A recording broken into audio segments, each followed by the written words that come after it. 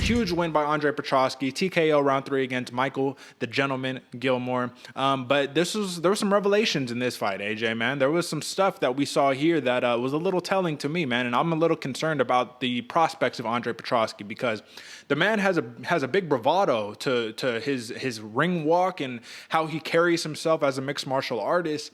But that power wrestling style really does zap out that cardio. But he said it in the post-fight presser, and he cut a really corny promo, man. But before he did that, he said something similar that Conor McGregor actually said when he was having his couple of losses back to back. He was saying when he hits about the 6-minute mark, mentally there's a switch that hits and he just kind of gasses out, just fatigues. And McGregor said something so similar, except he said it was around the 7-minute mark where his body just takes a downturn or whatever. That was really interesting to me because it sounds like he's run into this problem before. He did in The Ultimate Fighter, but it sounds like even before he's run into this problem and that he's tried to address it and he's still working on it. So that's good that you're trying to address the issues at hand, but nonetheless, you in the big show now, boy, you got to figure something out. So AJ, give me your take on the performance overall by Andre Petroski.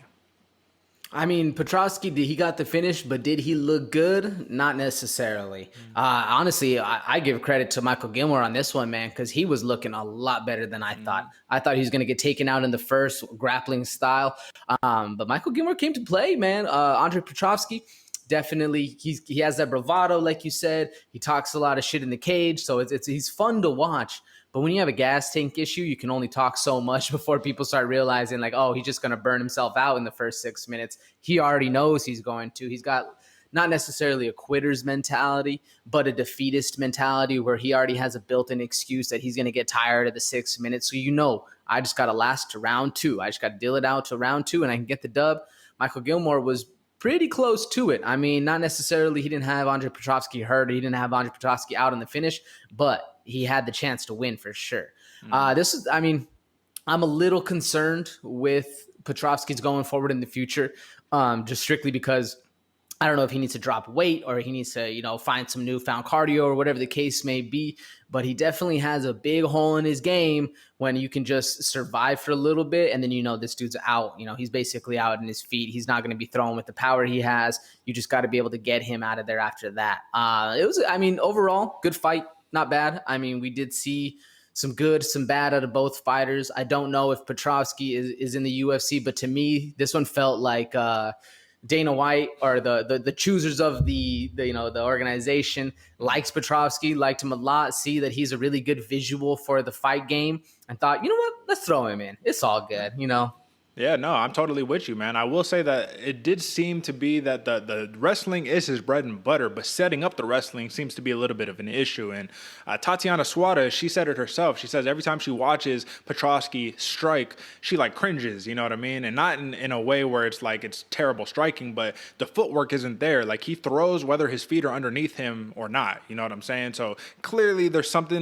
fundamentals that need to be worked on right there to supplement the wrestling game, man, because he's a killer wrestler, man. That power wrestling is absolutely no joke. You saw he was just picking up Gillmore, taking him to the middle of the cage and dropping him down.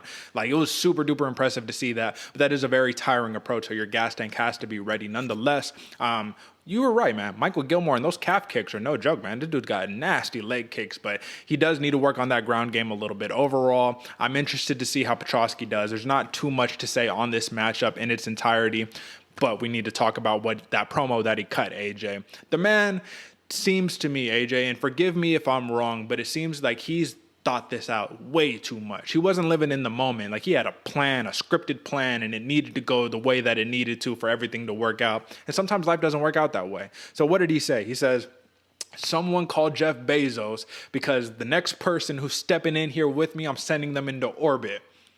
But you know what I'm saying? Like, I need to get one of them little like if he said something like that at an open mic, do you think he's getting booed or what are we talking about here?